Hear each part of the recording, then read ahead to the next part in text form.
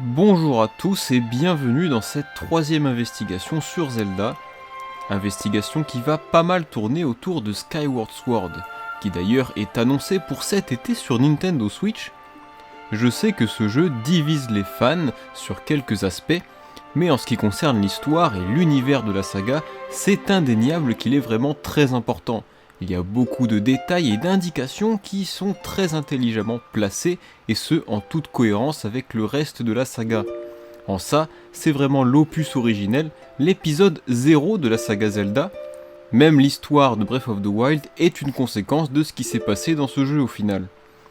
Donc voilà, pour certains fans c'est peut-être pas le meilleur gameplay ou les meilleurs donjons, mais clairement, pour vraiment comprendre l'histoire complexe d'Hyrule, il faut passer par Skyward Sword.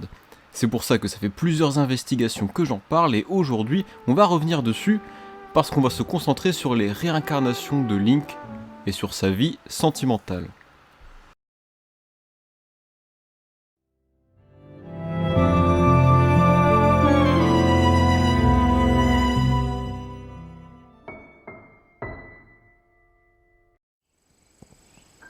Link et Zelda. L'une des histoires d'amour les plus fantasmées de l'histoire du jeu vidéo. Et pourtant, elle n'en est même pas vraiment une. En tout cas, ce n'est jamais directement montré ou officialisé. Dans Twilight Princess ou Ocarina of Time, la relation entre nos deux personnages semble plutôt amicale. Et dans la plupart des jeux Zelda, c'est comme ça. Dans Breath of the Wild, éventuellement, on voit une relation qui semble plus profonde, mais c'est tout. On sait pas si ça va plus loin, mais bon, peut-être qu'on saura dans la suite de Breath of the Wild. Dans Skyward Sword, en revanche, c'est une toute autre histoire. Link et Zelda semblent plus que très proches. Alors bon, ils sont amis d'enfance, mais c'est plus que ça. Plein de scènes d'eux sont montrées au début du jeu où le joueur peut vraiment ressentir l'attachement qu'ils ont l'un pour l'autre. Tout est fait pour qu'on se dise que ces deux-là sont amoureux. On ne voit pas Link parler directement, mais on ressent vraiment son attachement pour Zelda et beaucoup d'émotions sont transmises. Zelda est sa priorité dans sa quête avant même de sauver le monde. Quant à Zelda, c'est assez évident, il y a tout un tas de scènes au début qui sont faites exprès par les développeurs pour nous dire que Zelda aime Link. C'est même discrètement confirmé dans certains dialogues et vraiment visible dans les cinématiques.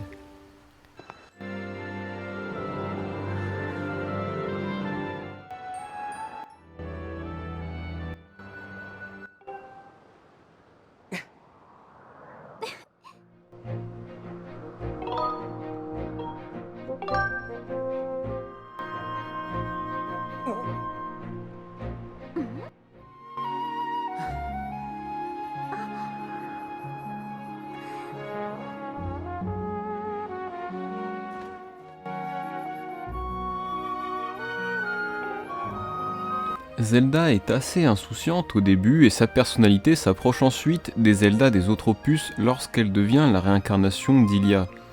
En tout cas, il y a vraiment toute cette romance construite autour de Zelda et Link, et c'est plus visible du côté de Zelda qui allait carrément déclarer sa flamme à la fin de l'épilogue avant d'être interrompue.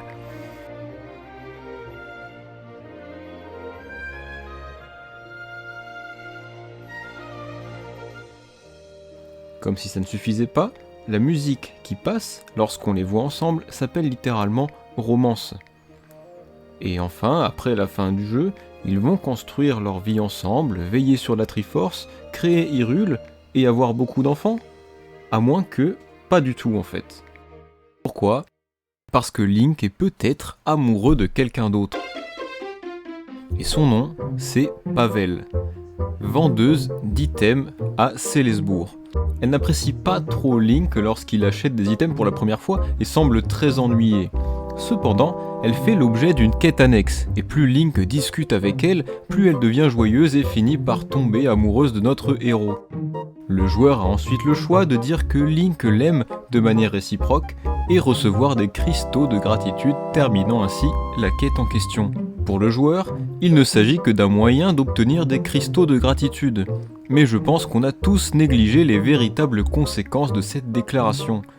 Pavel veut être sûre et certaine des sentiments de Link, et elle pose la question à répétition.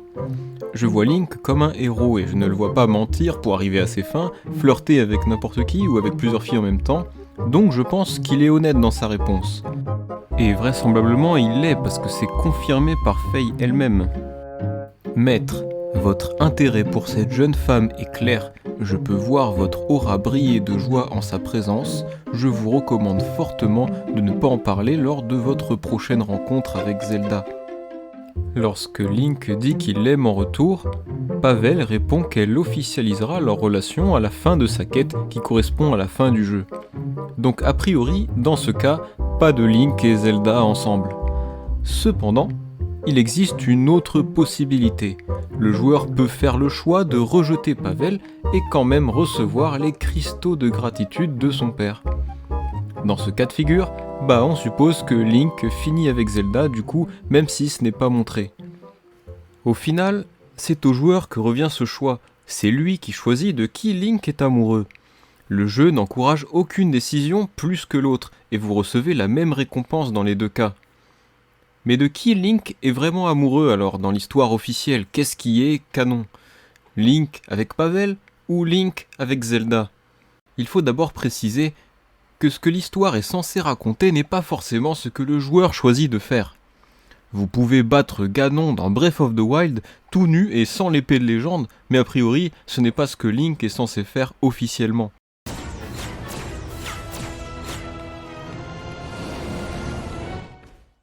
Compte tenu des possibilités du joueur, Link a potentiellement des sentiments pour Zelda et Pavel. Mais nous, on va s'intéresser plutôt à sa descendance, avec qui il a des enfants. Même si on sait avec qui il a des enfants, ça laisse toujours la possibilité que Link ait vécu une histoire d'amour avec l'une puis l'autre. Toute théorie est toujours possible, mais on va pas se concentrer là-dessus. Néanmoins, c'est en avançant dans la chronologie qu'on va pouvoir répondre à cette question. Et le jeu qui suit Skyward Sword, c'est The Minish Cap. Dans ce jeu, on voit une nouvelle incarnation de Zelda et de Link, et même si on ne sait pas combien d'années séparent les deux opus, on sait que Zelda est une nouvelle réincarnation de la déesse Hylia, et qu'elle est donc descendante de la Zelda de Skyward Sword. La famille royale marche comme ça.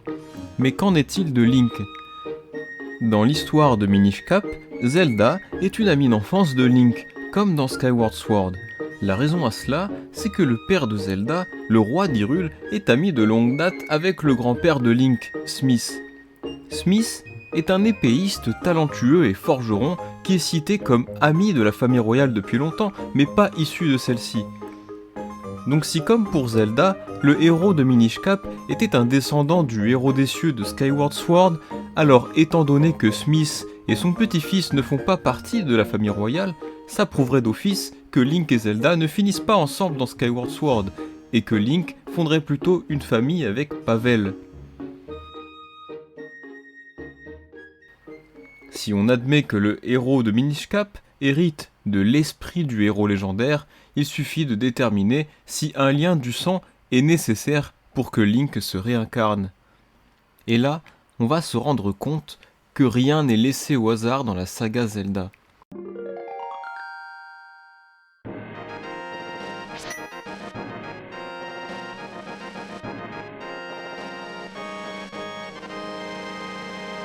Parce que dans A Link to the Past, sorti en 1992, une des jeunes filles raconte la prophétie du grand cataclysme, et voici ces mots. Seul quelqu'un qui est issu de la lignée des chevaliers qui a protégé la royauté d'Hylia peut devenir le héros. Cette phrase fait de premier abord référence aux chevaliers qui ont protégé les sages pendant la guerre du Sceau. Mais en y regardant de plus près, la prophétie faisait en fait référence au Link de Skyward Sword et à ses descendants qui ont protégé la famille royale génération après génération.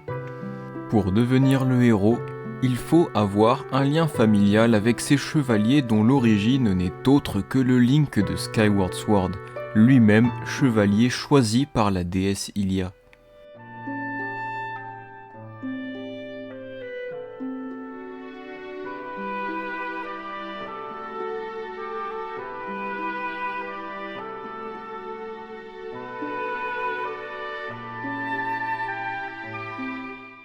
Il est précisé que le héros de A Link to the Past est lui-même issu de cette même lignée. et que c'est une condition pour devenir le héros de la prophétie. C'est une condition remplie par toutes les réincarnations de Link depuis le début de la chronologie. Ce début étant Skyward Sword indique que tous les héros réincarnés ont un lien de parenté avec Link de Skyward Sword, prouvant donc que le héros de Minish Cap est un descendant de Link de Skyward Sword.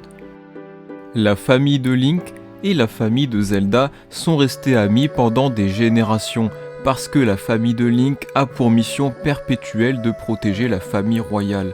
Smith est d'ailleurs un excellent épéiste qui rivalise avec le roi.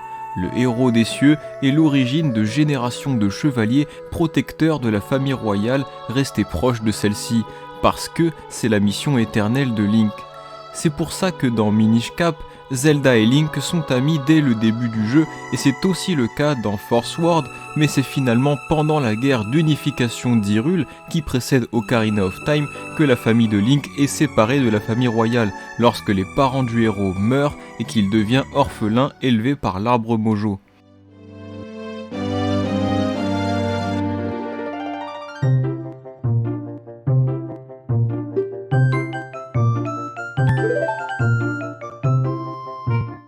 Des générations plus tard, ceux qui ont hérité du sang du héros de Skyward Sword continuent à servir la famille royale en tant que chevaliers. Ils sont mentionnés par exemple dans Link to the Past et dans Breath of the Wild. En choisissant de devenir chevalier, tu as suivi les traces de ton père, tu t'es entraîné durement. Jusqu'à devenir si fort que l'épée purificatrice t'a reconnu pour maître. C'est merveilleux, exceptionnel même. La conclusion, c'est qu'un lien du sang est nécessaire pour hériter de l'esprit du héros, indiquant que le héros de Minish Cap est forcément descendant du héros des cieux de Skyward Sword. Ça veut dire que malgré toute cette romance entre Link et Zelda, Link n'a pas sa descendance avec elle. La famille royale dont l'origine est Zelda et la lignée des chevaliers dont l'origine est Link ne sont jamais mélangées, et de ce qu'on voit dans Skyward Sword, ce serait plutôt Pavel qui deviendrait l'épouse de Link. La romance qu'on voit entre Link et Zelda, à défaut d'être une vraie histoire d'amour, représente plutôt leur lien éternel, deux âmes qui se retrouvent toujours et qui partagent un même destin. Peut-être qu'il y avait finalement une vraie romance entre l'esprit du héros originel et la déesse Hylia, avant que ne commence leur réincarnation.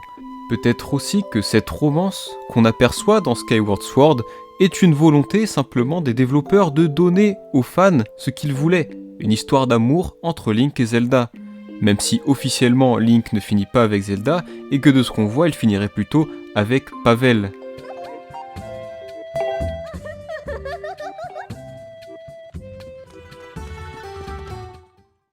Le père de Pavel serait alors l'ancêtre commun à tous les héros légendaires. Ça semble être le cas, et c'est pourtant difficile à croire.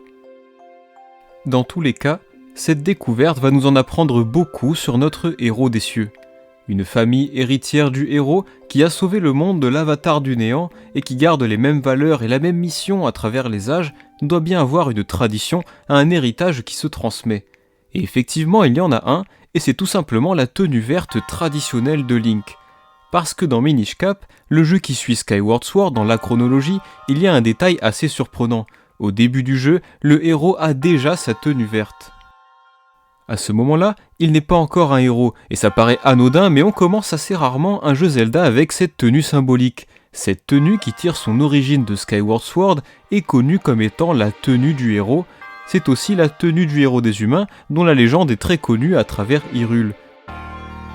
Sauf que pour le héros de Minish Cap, c'est sa tenue de tous les jours.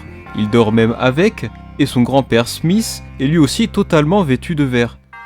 Tout le monde dans Hyrule sait comment le héros légendaire était habillé. Pourtant, Smith et son petit-fils sont les seuls à encore s'habiller de la même façon. La seule explication, c'est qu'ils sont de la même famille. Ils sont issus de la lignée des héros. Une lignée de chevaliers héritière du héros des cieux et du héros des humains, dont chaque héros qu'on joue dans les jeux Zelda fait partie. La tradition de la tenue verte se poursuit dans Force World jusqu'à Ocarina of Time, où le héros est orphelin et où l'origine de la tenue est finalement oubliée. Le héros des cieux et le héros des humains sont en fait l'origine de la lignée des héros. Mais si ces deux héros étaient en fait la même personne?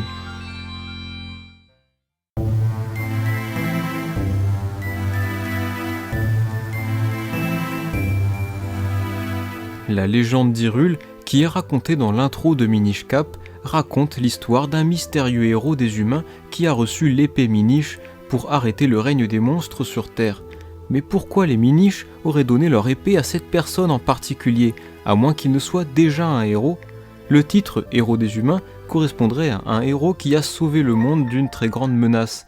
Un héros qui, par exemple, aurait vaincu l'avatar du néant et permis aux humains de s'installer sur Terre. Voilà quelqu'un qui serait digne de recevoir l'épée Minish et la force de la lumière, le héros des cieux de Skyward Sword, Link. D'après les vitraux qui illustrent la légende, on peut en déduire que les humains semblent être des explorateurs. La Terre est infestée de monstres et aucune armée ne peut les repousser. C'est pourquoi tout repose sur ce héros des humains. Ça correspond tout à fait à ce qui attend nos personnages à la fin de Skyward Sword.